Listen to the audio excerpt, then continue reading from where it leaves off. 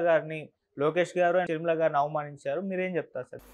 ఇది నిన్న అక్కడ మన తాడేపల్లిలో జగన్ మీడియాతో మాట్లాడాడు. అంటే ప్రధానంగా అతను కేసుల గురించి ఇప్పుడు తన సోషల్ మీడియా వాళ్ళ మీద కేసులు పెట్టి వాళ్ళను కోర్టుకి హాజరుపరచకుండా టార్చర్ చేస్తున్నారు. ఆ గాయాలన్నీ కూడా జడ్జిలకు కూడా చూపిస్తున్నారు మా వాళ్ళు అని ఆయన ప్రధానంగా ఆరోపించాడు. సో ఇది అన్యాయంగా చేస్తున్నారు అని చెప్పాడు. అట్లాగే చంద్రబాబు మీద చాలా పరుషంగా మాట్లాడాడు. చంద్రబాబు అతి క్రూరమైన రాజకీయాలని, మీడియా మ్యానిపులేషన్ అని చంద్రబాబు చేసినట్టు ఎవరు చేయరని, దుష్ప్రచారాన్ని చంద్రబాబు లక్ష్మీపార్వతి దగ్గర నుంచి నా వరకు కూడా ఆయనకి వ్యతిరేకులైన వాళ్ళ మీద ఎలా దుష్ప్రచారం చేస్తాడు, ఎన్టీఆర్ని కూడా వదలకుండా ఎలా మీడియా ద్వారా తాము అనుకుంటే వాళ్ళని ఆకాశానికి ఎత్తాడు, తాను అనుకుంటే మళ్ళీ వాళ్ళని భూమిలోకి తొక్కేస్తాడు, అటువంటి క్రూరమైన రాజకీయాలు చంద్రబాబు చేస్తుంటాడు అని చెప్పి ఆయన ఎగ్జాంపుల్స్ ఇచ్చాడు.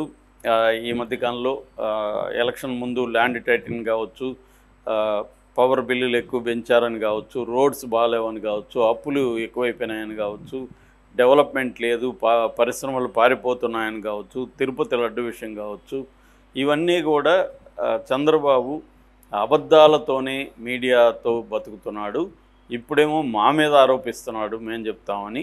సో నన్ను అధికార ప్రతినిధి చేత బోసుడీకే అని తిట్టించలేదా, సైకో అని తిట్టించలేదా, సో మా మీదంతా చేయలేదా అనేది ఆయన మాట్లాడాడు ప్రధానంగా. అట్లాగే ఇప్పుడు ఆర్జీవి పేరు కూడా తీశాడు. రామ్ గోపాల్ వర్మ సినిమా తీశాడు, వాళ్ళు తీయలేదా, వివేకం తీయలేదు. వివేకంకి అయితే సెన్సార్ కూడా లేదు, డైరెక్ట్గా వచ్చేసింది. ఇది వివేకం అన్న సెన్సార్ వచ్చింది, వివేకం తీయలేదా. తర్వాత రాజధాని ఫైల్స్ ఇలాంటివి వాళ్ళు కూడా తీశారు కదా. సో మరి సెన్సార్ వచ్చిన సినిమా మీద కూడా కేసులు ఆయన మీద కూడా పెట్టారు. సో ఒకప్పుడు మా కుటుంబం మీద తెలుగుదేశానికి సంబంధించిన వాళ్ళు చేయలేదా. సో బాలకృష్ణ ఇంటి నుంచి తర్వాత లోకేష్ సంబంధించిన ఎన్బీకే టవర్స్ నుంచి బయటికి వచ్చింది అప్పట్లో, దాని మీద కేసులు కూడా పెట్టారు. షర్మిల మీద అని చెప్పాడు. ఇక్కడ మనకు అర్థమైంది ఏమంటే షర్మిలకి ప్రభాస్ కపేర్ ఉందని అప్పట్లో పెద్ద ఎత్తున తెలుగుదేశం వాళ్ళు ప్రచారం చేశారు. సో దాన్ని ఈయన చెప్తున్నట్టుగా ఉంది. అప్పుడు బాలకృష్ణ ఇంట్లో నుంచే వచ్చింది, ఐపీ అడ్రస్ అక్కడే ఉందని కూడా అప్పట్లో వార్తలు వచ్చాయి. సో దాన్ని ఈయన చెప్తున్నట్టుగా ఉంది. దాని తర్వాత వర రవీందర్ రెడ్డి విషయం కూడా తీశాడు. వర రవీందర్ రెడ్డి యాక్చువల్గా అతను పెట్టలేదు, టీడీపీ ఐటీడీపీకి సంబంధించిన ఉదయ్ భూషణే వర రవీందర్ రెడ్డి పేరుతో పెట్టాడు. వీళ్ళు తెలుగుదేశం వాళ్ళు ఏంటంటే కొన్ని ఫేక్ ఐడీలు క్రియేట్ చేస్తారు, మా వాళ్ళ పేర్లతో ఫేక్ ఐడీలు క్రియేట్ చేసి మా వాళ్ళు పెట్టినట్టుగా వాళ్ళు పెట్టడం, మళ్ళీ మా వాళ్ళ మీద కేసులు పెట్టడం అనేది చేస్తున్నారనేది ఆరోపణ కూడా జగన్ చేశాడు. అట్లాగే నందిగం కృష్ణారావు ఒక దళితు, అతన్ని 70 రోజులుగా జైల్లో పెట్టారు. చంద్రశేఖర్ అని ఇంకొక దళిత ఎమ్మెల్యే మీద కేసులు పెట్టారు. తర్వాత అది నీ ఫ్యామిలీ గురించి మాట్లాడు, నా ఫ్యామిలీ గురించి నువ్వు ఎలా చేస్తున్నావు, నువ్వు ఎప్పుడైనా నీ తల్లిదండ్రులకి చూసుకున్నావా, నీ తల్లిదండ్రులను పిలిచి 2 పూట్ల భోజనం పెట్టావా, వాళ్ళు చనిపోతే కొరివి పెట్టావా, ఈ ప్రశ్నలు డైరెక్ట్గా చంద్రబాబుని టార్గెట్ చేస్తూ ప్రధానంగా మాట్లాడాడు. సో ఇంకా వెళ్ళేటప్పుడు పవన్ కళ్యాణ్ మీద ఎవరు అడిగితే దాని మీద కూడా ఆయన కామెంట్ చేశాడు. ఏదేమైనా ఆయన ప్రధానంగా ఏంటంటే తన వాళ్ళ మీద కేసులు పెట్టి టార్చర్లు చేస్తున్నారు, మీరు అదే పని మీరు చేస్తే మీ వాళ్ళ మీద కేసులు లేవు, ఇది బాటమ్ లైన్. ఇది అందరూ అడిగేదే. కాకపోతే జగన్ అడగడానికి సంబంధించి నేను చాలాసార్లు చెప్పాను, జగన్కి ఆ హక్కు లేదు. ఎందుకంటే జగన్ కూడా ఇదే పని చేశాడు. జగన్ ప్రభుత్వంలో ఆయన ఏమన్నా న్యాయంగా ప్రవర్తించుంటే ఇప్పుడు అడగచ్చు నాకు అన్యాయం జరిగింది, కానీ ఆయన కూడా అదే చేశాడు. ఇప్పుడు ఏంటంటే బాధితుల ప్లేస్లోకి వెళ్ళిపోయినప్పుడేమో హక్కులు, సమాజము, రాజ్యాంగము, ప్రజాస్వామ్యం ఇవన్నీ గుర్తుకొస్తాయి. వీళ్ళు అధికారంలోకి వచ్చినాక మళ్ళీ ఇవేం గుర్తుకోరు.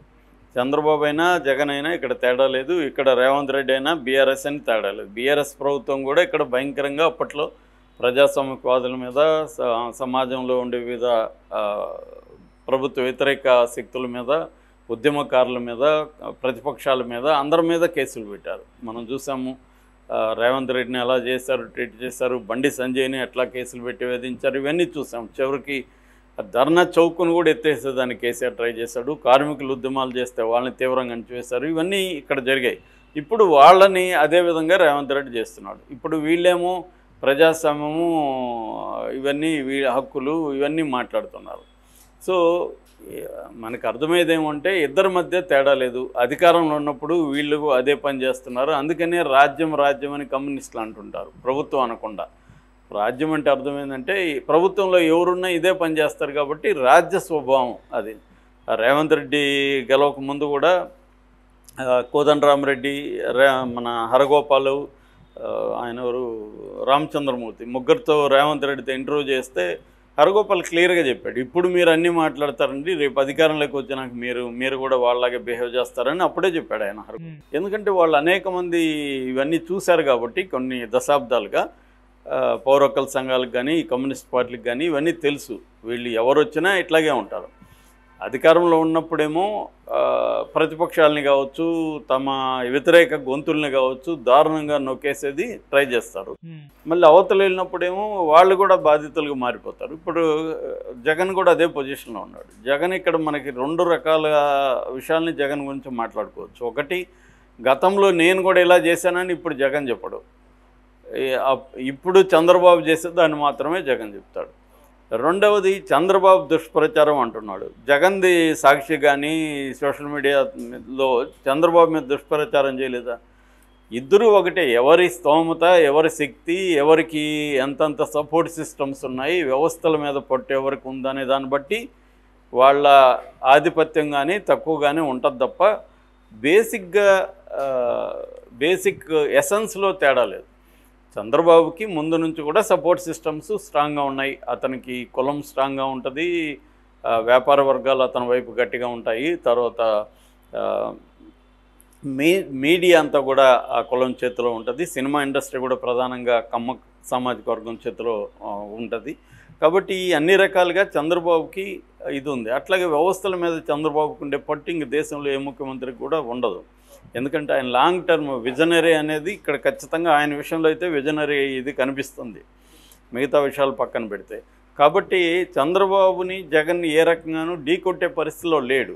ఆ బలహీనత జగన్లో కనిపిస్తుంది. తాను డీల్ చేయలేకపోయాను. ఇప్పుడు చంద్రబాబు ల్యాండ్ టైటిలింగ్ కావచ్చు, ఎలక్ట్రిసిటీ కావచ్చు, రోడ్లు కావచ్చు చంద్రబాబు చెప్పాడు, అబద్ధమే చెప్పాడు అనుకున్నాం. మరి జగన్ ఎందుకు దాన్ని గట్టిగా చేయలేకపోయాడు అంటే జగన్కి అటువంటి నెట్వర్క్స్ని బిల్డప్ చేసుకోలేకపోయాడు. కాబట్టి ఇక్కడ రాజకీయాల్లో ఏంటంటే అబద్ధాలు చెప్పడం, తప్పుడు పద్ధతిలో క్యాంపెయిన్లు చేయడం అన్ని పార్టీలు చేస్తాయి. ఇక్కడ చేయని పార్టీ ఏదీ లేదు. కాకపోతే ఏంటంటే ఎవరి బలాన్ని బట్టి, ఎవరి సక్సెస్ని బట్టి అవతల వాళ్ళు సక్సెస్ అవుతారు. సో అంత తప్ప ఇక్కడ ఏదో నేనే నీతిపరుణ్ణి, నేను ప్రజాస్వామ్యవాదిని అని జగన్ చెప్పుకుంటే అది అబద్ధం క్లియర్గా. ఇంకొక అంశం కూడా జగన్ ఇక్కడ కనబడేది ఏంటంటే చంద్రబాబు చేస్తున్న ఈ దౌర్జన్యాలు కావచ్చు, వీళ్ళని అక్రమంగా అరెస్టులు చేయడం కావచ్చు, అక్రమ దాని ఏమంటే కస్టోడియల్ వైలెన్స్ అంటారు.